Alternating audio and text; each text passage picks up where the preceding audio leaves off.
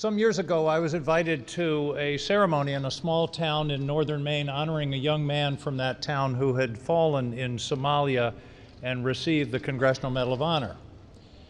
That ceremony, like this one today, started with the color guard and the national anthem. And I listened to the national anthem that day in a way that I never had before. I actually listened to the words and I noticed something. And it turns out, almost uniquely among national anthems and national songs across the world, our national anthem ends with a question. Oh, say, does that star-spangled banner yet wave o'er the land of the free and the home of the brave? That's a question. And that question has to be answered in each generation, and I believe the answer to the question is contained in it. The land of the free and the home of the brave. As long as we are the home of the brave, we will be the land of the free. And that's the message of the last line of the national anthem.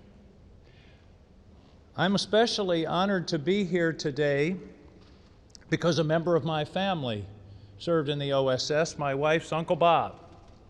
Bob Salstein from Milwaukee, Wisconsin. His grandfather was an immigrant, and the family was so delighted to be in America, they named Bob's father Benjamin Franklin Salstein.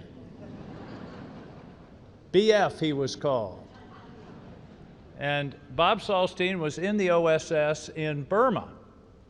And we've already heard about the bravery and entrepreneurialism, if you will, of OSS veterans around the world in the most dangerous missions. He was in Burma, ahead of the U.S. liberating troops, dealing with Japanese pockets of resistance, and they ended up recruiting something like 11,000 Kachin tribesmen in Burma, and they became known as the Kachin Rangers. This was OSS 101.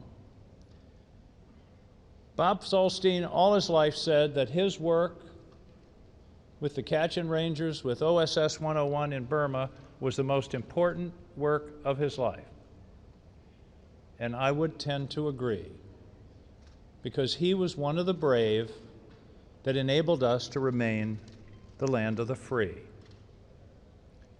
And I guess the easiest way to characterize it, particularly realizing how few people were involved in the OSS, 13,000 is the number I've been told, 35% of which, by the way, were women. 35% were women, 13,000 people. And I think the words of Churchill about the RAF apply in this case. Rarely in human history have so many owed so much to so few.